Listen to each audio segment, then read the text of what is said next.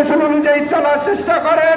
কোন অসঙ্গতি দেখলে দ্বিপক্ষীয় আলোচনার ভিত্তিতে সমাধানের চেষ্টা করেন। না হয় বাংলাদেশের মানুষ কিন্তু ওই ইরানের মতো ইসরায়েলকেও যেভাবে পরাস্ত করেছে, বাংলাদেশের মানুষ ওইভাবে আপনার বিরুদ্ধে জনগণ আপনাদের পালাবার জায়গা থাকবে না। প্রিয় বন্ধু, সবাইকে ধন্যবাদ। এ পর্যায়ে বক্তব্য আমাদের সকলের প্রিয় বিএনপি চেয়ারপারসন উপদেষ্টা মণ্ডলীর অন্যতম সদস্য জনাব হাবিবুর রহমান হাবিব ভাই। বিসমিল্লাহির রহমানির রহিম। দেশ বাঁচাও মানুষ বাঁচাও আন্দোলন থেকে আয়োজিত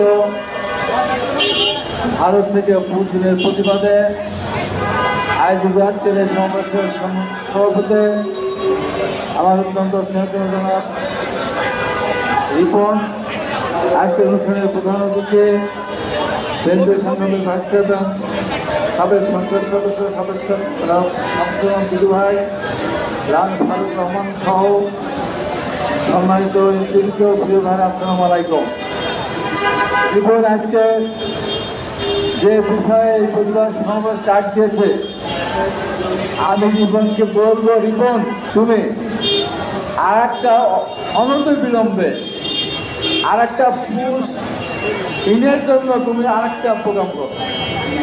আজকে তো পুষ দিনের প্রতিবাদের প্রোগ্রাম রেখেছ, আগামী দিনে আজকে পুষ দিনের জন্যই প্রোগ্রাম রাখবে। সেটাকে এই যে বাংলাদেশ থেকে যারা এই 5ই আগস্টের পর বাংলাদেশ থেকে ভারতে পালিয়ে গিয়েছে, ওদেরকে বাংলাদেশে পাঠিয়ে দেন, সেই দাবিতে রিপোর্ট একটা প্রোগ্রাম করতে পারবে।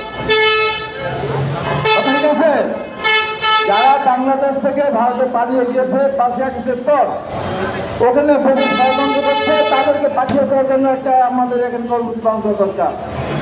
আর অন্যায়ভাবে যাদেরকে পাঠাচ্ছেন দীর্ঘদিন ধরে যারা ভারতে বসবাস করছে, তার তীব্র প্রতিবাদ এবং নিন্দা জ্ঞাপন করে আমি আমার বক্তব্য শেষ করছি।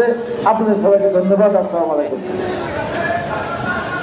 এই পর্যায়ে আমাদের সামনে গুরুত্বপূর্ণ বক্তব্য রাখবেন দেশ বাঁচাও মানুষ বাঁচাও আন্দোলনের কেন্দ্রীয় সভাপতি KM রকিবুল ইসলাম রিপন ভাই। আমি তাকে তার বক্তব্য রাখবার জন্য আহ্বান করছি। বিসমিল্লাহির রহমানির রহিম। দেশ বাঁচাও মানুষ বাঁচাও আন্দোলন কর্তৃক আয়োজিত আজকের এই নাগরিক সমাবেশের সম্মানিত প্রধান অতিথি, গণমানুষের নেতা, আমাদের সকলের প্রিয় জনাব বিএনপির ভাইস চেয়ারম্যান শামসুজ্জামান বিদু ভাই, প্রধান বক্তা আমাদের সকলের প্রিয় বিএনপি চেয়ারপারসন উপদেষ্টা মণ্ডলীর অন্যতম সদস্য জনাব হাবিবুর রহমান হাবিব ভাই, লায়ন ফারুক রহমান, কারি আবু তাহের, শামীম কাসেম মন্ত্রণ ভাই, সাদি ভাই সহ বিভিন্ন পর্যায়ের নেতৃবৃন্দ এবং দেশ বাঁচাও মানুষ বাঁচাও আন্দোলনের সংগ্রামী সাধারণ সম্পাদক জুয়েল আসাদুজ্জামান জুয়েল ভাই সহ বিভিন্ন পর্যায়ের নেতৃবৃন্দ, আমরা সকলকে সংগ্রামী শুভেচ্ছা জানাচ্ছি।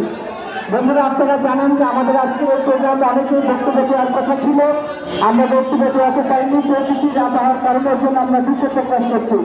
আমি আমার দুটি কথা বলে আমি শেষ করতে চাই। আপনারা জানেন যে আজকে কয়েকটি গণমাধ্যম তারা একটি রিপোর্ট করেছে ভারত থেকে কি পরিমাণ দূষণ করা হচ্ছে বাংলাদেশে। গতকালকে 13 জনকে করেছে, সেই 13 জনের মধ্যে নারী এবং শিশু। এই যে বাংলাদেশের বিভিন্ন সীমান্ত দিয়ে যেভাবে দূষণ করা হচ্ছে, এটা বাংলাদেশের জন্য ভয়াবহ বলে আমরা মনে করি। আপনারা দেখেছেন যে পশ্চিমবঙ্গের যিনি দায়িত্বে আছেন মমতা ব্যানার্জি, তিনিও কিন্তু আক্ষেপ করে বলেছেন যে ভারত বাংলা ভাষাভাষী যারাই বলছে বাংলা ভাষা, তাদেরকে বাংলাদেশে দূষণ করা হচ্ছে। আমরা মোদী সরকারকে স্পষ্ট বার্তা দিতে চাই, আপনারা গত 17 বছরে বাংলাদেশে নাচনেওয়ালা পুতুলকে শেখ হাসিনাকে রেখেছিলেন, সেই পুতুল দিয়ে বাংলাদেশের মানুষকে দাবিয়ে রাখতে পারেননি। বাংলাদেশের মানুষ সেই পুতুল আপনার কোলে তুলে দিয়েছে। কাজেই বাংলাদেশ নিয়ে আপনি যতই ষড়যন্ত্র করেন না কেন, কোনো কাজ হবে না। বাংলাদেশের সকল শ্রেণী পেশার মানুষকে ঐক্যবদ্ধ হয়ে সীমান্ত পাহারা দিতে হবে এবং বাংলাদেশের সার্বভৌমত্বকে রক্ষা করতে হবে। আমরা যদি বাংলাদেশের সার্বভৌমত্ব রক্ষা করতে ব্যর্থ হই, গত 17 বছরে এই মোদী বাংলাদেশের যেভাবে তাণ্ডব চালিয়েছে, সেই তাণ্ডব চালাবে বলে এদেশের মানুষ মনে করে। আমরা মোদীর কোনো আগ্রাসনকে বাংলাদেশের মানুষ মেনে নেব না। আমরা দিনের প্রতি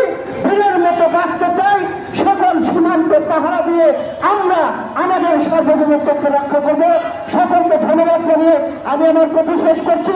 এ পর্যায়ে বক্তব্য নিয়ে আসবেন আজকের প্রধান অতিথি, মানুষের নেতা, আমাদের সকলের প্রিয় বিএনপির ভাইস চেয়ারম্যান জননেতা জনাব শামসুজ্জামান দুদু ভাই প্রধান অতিথির বক্তব্য নিয়ে আসছেন।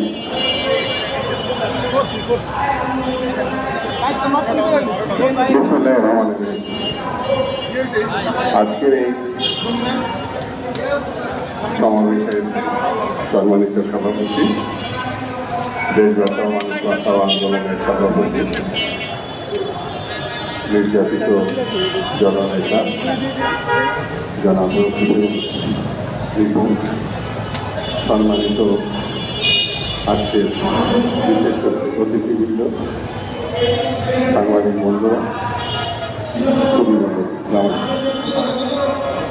প্রাকৃতিক দুর্যোগের কারণে আমাদের একটু ছোটাছুটি হচ্ছে, এই জন্য আমি যারা আজকে সংবাদ কর্মী তাদের অনুরোধ জানাচ্ছি, আয়োজকদের ধন্যবাদ জানাচ্ছি। বন্ধুরা, ভারত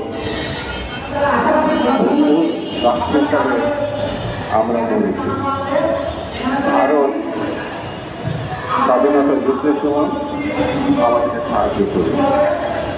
আজকে 50 থেকে 54 বছর হল ভারতের কাছ থেকে আমরা যে বন্ধুত্ব দেখেছি সেগুলো বড়ই মর্মান্তিক। আমাদের পদ্মা খালে রূপান্তরিত হয়েছে, আমাদের চিন্তায় কোনো পানি নাই, সুস্থও নাই। 50 বছর মধ্যে চুক্তি করবো করে ভারত সেই চুক্তি করে। ইদারে সরকারের পতনের পর, হাসিনা সরকারের পতনের পর, স্বৈরাচারী সরকারের পতনের পর যে পরিস্থিতি এখন, সেই পরিস্থিতি খুব মর্মান্তিক। সেটি হচ্ছে প্রতিদিনে হাজার হাজার বাংলাভাষী ভাইদের, যারা বাংলাদেশের নাগরিক না, পশ্চিমবাংলার মুখ্যমন্ত্রী মমতা ব্যানার্জি বলেছেন বাংলায় কথা বললেই তাকে এখন বাংলাদেশের নাগরিক বানানো। বাইরে ভারতকে একটা অনুরোধ করি, এই কুটির না করে যারা কোটি কোটি টাকা, হাজার হাজার টাকা আমাদের দেশ থেকে, ব্যাংক থেকে লুটপাট করে আপনাদের দেশে আশ্রয় দিয়েছেন, যারা বাংলাদেশের সত্যিকারের নাগরিক, সেই চোরগুলোকে আপনারা বাংলাদেশে তো পুষ করতে পারেন। শেখ হাসিনা বাংলাদেশের গণহত্যাকারী, বাংলাদেশের মর্যাদা হানিকার, বাংলাদেশকে ধ্বংস করেছে। তাকে আপনি আদার আপ্যায়ন করে রেখে দেবেন অবৈধ, আর আপনি আপনার নাগরিক তাদেরকে আমাদের পুষ্টিং করবেন। অনতি বিলম্বে শেখ হাসিনাকে পুষ্টিং করেন, তাহলেও বুঝবো যে একটা ভালো কাজ করবে।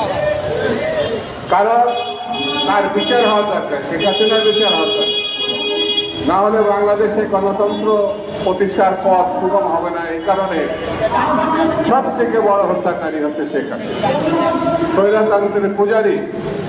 বাংলাদেশের মানুষের রক্ত পিপাসা এই শেখ হাসিনার আকণ্ঠ, মানে রক্ত ধারণ করে এই হাসিনার বিচার হয়।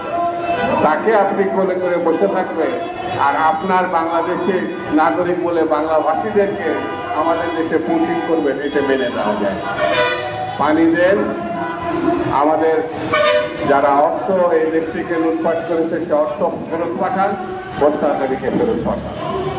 এটি যদি না হয়, ভারতের জন্য খুব ভালো কিছু অপেক্ষা করছে, এটা ভাবার কোনো কারণে। বাংলাদেশের মানুষ একবার যদি জেগে ওঠে, তাহলে ভারতের এই অন্যায়কে তারা বরদাস্ত করবে না। সেই জন্য ভারতের অন্যায়কে ঠেকানোর জন্য আমাদের ঐক্যবদ্ধ হতে হবে, এবং ঐক্যবদ্ধভাবে এই ভারতকে আমাদের রুখে দিতে হবে, এছাড়া কোনো পথ নেই। সকলকে ধন্যবাদ। খুদা হাফেজ। বাংলাদেশ জিন্দাবাদ।